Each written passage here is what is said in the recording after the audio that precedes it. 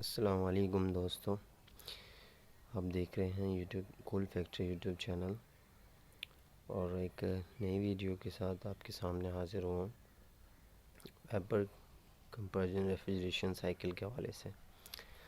आज इस वीडियो के अंदर मैं बताऊंगा आप लोगों को ये वेपर कंप्रेशन रेफ्रिजरेशन साइकिल क्या होती है। बेसिक साइकिल यही है रेफ्रिजरेशन की। तो जो भाई नए हैं इस चैनल पर, तो उनसे मैं गुजारिश करता हूँ कि प्लीज़ इस चैनल को जो है सब्सक्राइब कर लें और साथ में दिए गए बेल आइकन को जो है प्रेस कर लें, ताकि क्योंकि मैं इस टाइप की वीडियोस रेफ्रिजरेशन के हवाले से बनाता रहता हूँ ताकि उनका नोटिफिकेशन आपको जो है मिलता रहे।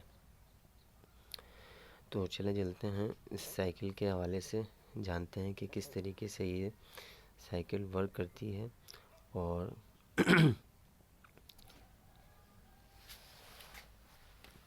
और किस तरीके से ये पूरी साइकिल काम करती है, उसके बेसिक प्रिंसिपल्स क्या हैं, किस पर्पज़ पर ये चलती है। चलते हैं। देखिए, सबसे पहले तो जो है इस साइकिल के अंदर मेन पार्ट जो है वो कंप्रेसर का है। ठीक है, तो कंप्रेसर के अंदर के जो पार्ट्स हैं वो मैं पहले आपको बता देता हूँ। कंप्रेसर के अंदर मेन पार्ट जो होता है वो होता है ये क्रैंक शाफ्ट। ठीक है, क्रैंक शाफ्ट के साथ ये जुड़ी हुई होती है कनेक्टिंग रॉड। और ये जो ग्रीन लाइन से मैं इसमें शो की हुई है कनेक्टिंग रॉड के साथ, ये होता है पिस्टन। ठीक है, पिस्टन की जो ऊपर का जो ये स्पेस नज़र आ रहा है, ये खाली सही सिलेंडर बोर कहलाता है। ठीक है, सिलेंडर बोर के ऊपर दो वेल्व लगे हुए होते हैं। एक वेल्व जो होता है वो है सक्शन वेल्व, जो कि इस तरफ मैंने इंडिकेट किया हुआ है। ये ग्रीन लाइन से जो लाइन आ रही है सक्शन लाइन है। तो ये जो वेल्व लगा हुआ है ये है सक्शन वेल्व, और ये जो दूसरा वेल्व लगा हुआ है ये है डिस्चार्ज वेल्व। ठीक है, अच्छा, जब ये क्रैंकशाफ्ट नीचे की तरफ मतलब हरकत करती है तो ये जो पिस्टन है ये नीचे की तरफ आता है। जब ये पिस्टन नीचे की तरफ आता है तो इस सिलेंडर बोर के अंदर वैक्यूम क्रिएट होता है, यानी कि ये चीज़ वैक्यूम होती है। जो उसका जितना ही रेफ्रिजरेंट, वेपर रेफ्रिजरेंट जो है एवापोरेटर के अंदर से आ रहा है, वो जब ये पिस्टन वैक्यूम क्रिएट करेगा सिलेंडर बोर के अंदर, तो ये जो जितना भी वेपर रेफ्रिजरेंट है ये वैक्यूम क्रिएट होने की वजह से ये जो वेल्व है सक्शन वेल्व, ये जो ओपन हो जाता है और जितना भी वेपर रेफ्रिजरेंट है वो इस सिलेंडर बोर के अंदर आ जाता है। इस सिलेंडर बोर के अंदर जब वो वेपर रेफ्रिजरेंट आ जाता है उसके बाद जब ये अच्छा, जब ये हरकत पिस्टन नीचे की तरफ करता है तो हम उसको कहते हैं सक्शन स्ट्रोक। ठीक है, और जब ये क्रैंकशाफ्ट ऊपर की तरफ जाती है और ये पिस्टन जब ऊपर की तरफ जाता है तो ये कंप्रेस करता है। किसको कंप्रेस करता है? वो जो लो टेम्परेचर और लो प्रेशर रेफ्रिजरेंट एवापोरेटर के अंदर से सिलेंडर बोर के अंदर आया था, और जब वो वापस यानी कि क्रैंकशाफ्ट ऊपर की तरफ जाएगी और ये पिस्टन ऊपर की तरफ जाएगा, जो कि कंप्रेशन स्ट्रोक कहलाता है। ठीक है, जब ये ऊपर की तरफ जाएगा तो ये कंप्रेस होगा। कंप्रेस होने की वजह से क्या होगा कि सक्शन वेल्व जो है ये बंद हो जाएगा और ये डिस्चार्ज वेल्व जो है ये खुल जाएगा ऊपर की तरफ। ठीक है, तो जितना भी low pressure low temperature refrigerant इस सिलेंडर बोर के अंदर आया था, तो ये कंप्रेस जब होगा तो कंप्रेस होने पर जो जितना भी low temperature low pressure refrigerant है वो उसका टेम्परेचर भी बढ़ जाता है और उसका प्रेशर भी जो है इंक्रीज़ हो जाता है, यानी कि वो बढ़ जाता है। ठीक है, तो जब यहाँ से वो डिस्चार्ज हो जाएगा, ये डिस्चार्ज लाइन के ज़रिए से वो इस तरफ आ जाएगा। ठीक है, तो यहाँ पर जो है कंप्रेसर का काम जो है ख़त्म हो जाता है। ठीक है, अब क्या है कि कंप्रेसर ने जितनी भी रेफ्रिजरेंट थी डिस्चार्ज के ज़रिए से डिस्चार्ज लाइन के अंदर दे दी। ठीक है, डिस्चार्ज लाइन के अंदर से होते हुए वो कहाँ पर आती है? कंडेंसर के अंदर आती है। अब कंडेंसर क्या चीज़ है, कंडेंसर के क्या काम है? कंडेंसर क्या काम, ये बेसिकली जो है कंडेंसर के दो काम होते हैं। वो क्या काम होते हैं? पहला काम ये होता है कि जितनी भी रेफ्रिजरेंट की गर्मी है, जितने भी रेफ्रिजरेंट की गर्मी है जो कि एवापोरेटर के अंदर से गैस के साथ आई थी, उस गर्मी को निकालना। और दूसरा काम क्या होता है कि जितना भी वेपर रेफ्रिजरेंट एवापोरेटर के अंदर से आया था उस रेफ्रिजरेंट को जो है लिक्विड के अंदर कन्वर्ट करना।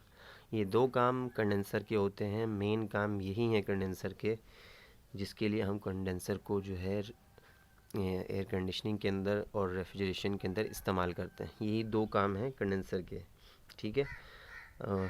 अच्छा, तो जब ये डिस्चार्ज लाइन के ज़रिए से low pressure low temperature refrigerant हमारा कंडेंसर के अंदर आएगा, तो यहाँ पर आने के बाद देखें ये इसके अंदर सर्कुलेट होगा, यानी ई साइकिल घूमेगी इसके अंदर। अब जो कुदरती हवा है, मिसाल के तौर पर मैं आपको समझाता हूँ कि जैसे कि कोई भी चीज़ गर्म होती है, बिलफर्ज कोई जैसे कि बर्तन है, बर्तन अगर जैसे चूल्हे के ऊपर रखा हुआ है वो गर्म, उसको हम लोग करें, वो जो बर्तन गर्म होगा, जब हम उसके ऊपर उसको ठंडा करने के लिए कोई भी चीज़ लिक्विड या हवा अगर उसके ऊपर हम लोग मारेंगे, तो क्या होगा कि अगर उसके ऊपर पानी डालते हैं उस बर्तन के ऊपर, तो बर्तन तो ठंडा हो जाएगा, लेकिन क्या होगा, वो पानी गर्म हो जाएगा। यानी कि वो जो बर्तन का टेम्परेचर था वो किसके साथ चला जाएगा, वो उस पानी के साथ चला जाएगा। पानी खुद गर्म हो जाएगा, उस बर्तन को ठंडा कर देगा। अब यही समझाने वाला हूँ मैं इसमें कि जैसे कि अब रेफ्रिजरेटर के अंदर जो कंडेंसर इस्तेमाल होते हैं उसके अंदर फ़ैन नहीं लगा हुआ होता है, कुछ में फ़ैन लगा हुआ होता है, डिफ्यूज़र के अंदर लगा हुआ होता है, वर्टिकल डिफ्यूज़र के अंदर लगा हुआ होता है, लेकिन कुछ रेफ्रिजरेटर के अंदर सिर्फ कंडेंसर लगा हुआ होता है, वो बाहर की साइड पर। वो उसका मकसद क्या है, यानी कि नेचुरली हवा के ज़रिए वो ठंडा होता है, ठीक है। यानी कि जो हमारा सराउंडिंग के अंदर जितनी भी एयर है, वो एयर उस कंडेंसर को जो है ठंडा कर रही होती है वो।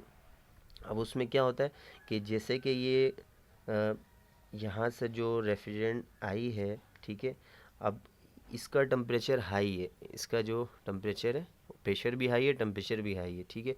अब इस रेफ्रिजरेंट को वेपर से लिक्विड के अंदर तब्दील करने के लिए उसे किस चीज़ की ज़रूरत पड़ेगी, जो हमारे आसपास की जो भी कुदरती हवा है वो इसको क्या करेगी, वेपर से लिक्विड के अंदर तब्दील करेगी, और ख़ुद क्या होगी, वो हवा ख़ुद तो गर्म हो जाएगी, लेकिन इस कंडेंसर और इस रेफ्रिजरेंट की जो है गर्मी को ख़ुद एब्जॉर्ब कर लेगी और इस रेफ्रिजरेंट को ठंडा कर देगी।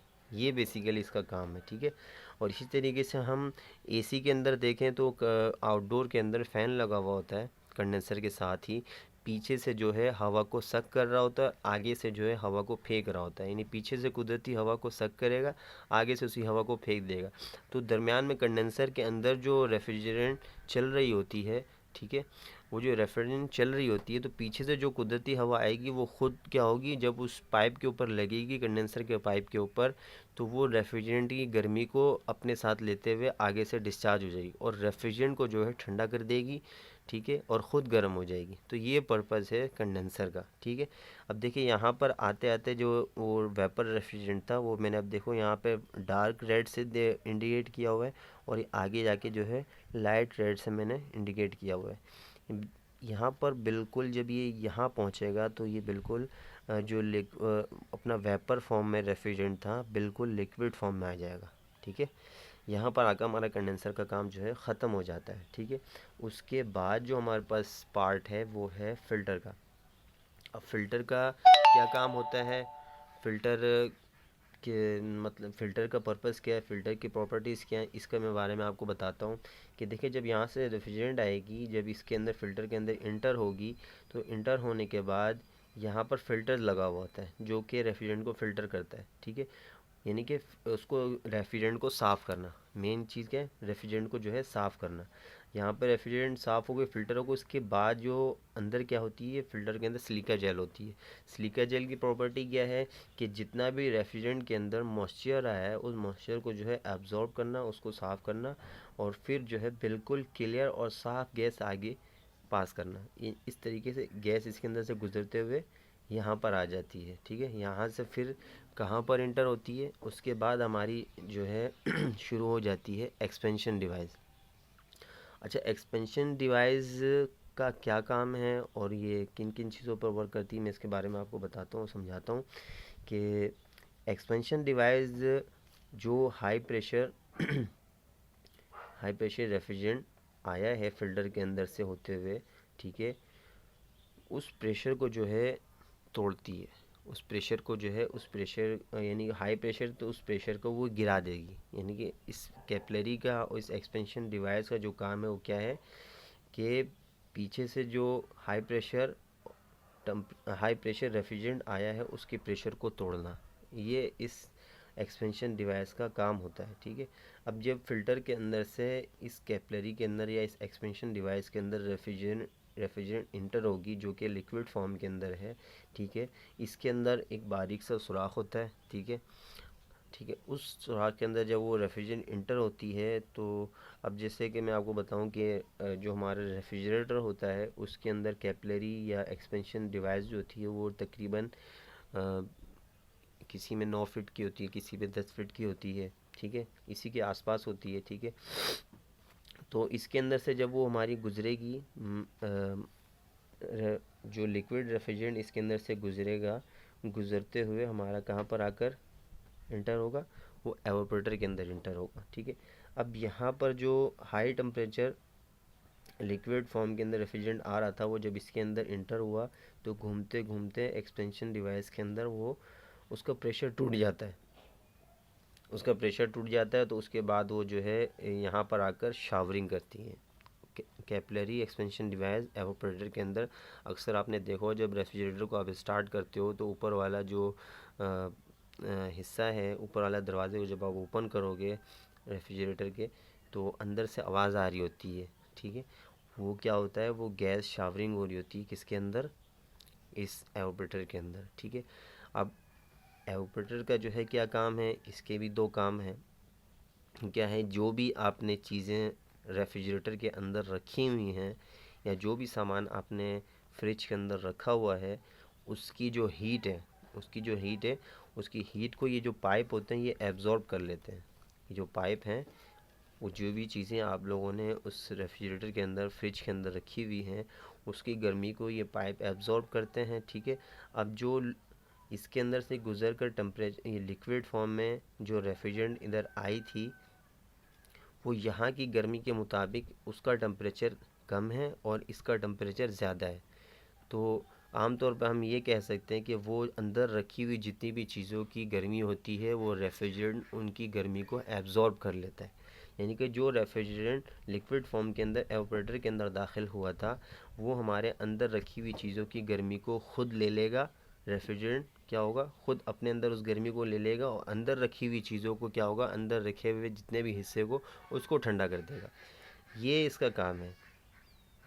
ठीक है, और दूसरा काम ये है कि जो वेपर लिक्विड फॉर्म में रेफ्रिजरेंट हमारा इंटर हुआ था एवापोरेटर के अंदर, उसको वेपर फॉर्म में तब्दील करना। यानी कि जब वो यहाँ पर आके दाखिल होता है, दाखिल होने के बाद यहाँ पर बॉयल ऑफ होना शुरू कर देता है, यानी कि वो उबलना शुरू कर देता है। जब वो उबलेगा तो वो जितनी भी हीट होती है, उस हीट को जो है रेफ्रिजरेंट खुद अपने अंदर ले लेता है और जो है उस जगह को और उन चीज़ों को ठंडा कर देता है। तो यही इस एवापोरेटर का वर्क है जो इसके अंदर हो रहा होता है। यही साइकिल इसके अंदर घूम रही होती है बार बार इसी तरीके से गैस इन्हीं पर्पस के अंदर से होते हुए गुज़र रही होती है।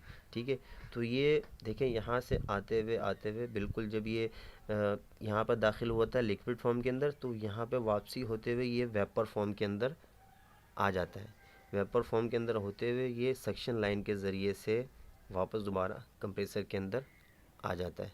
तो ठीक है, तो इसी तरीके से ये पूरी की पूरी साइकिल काम कर रही होती है।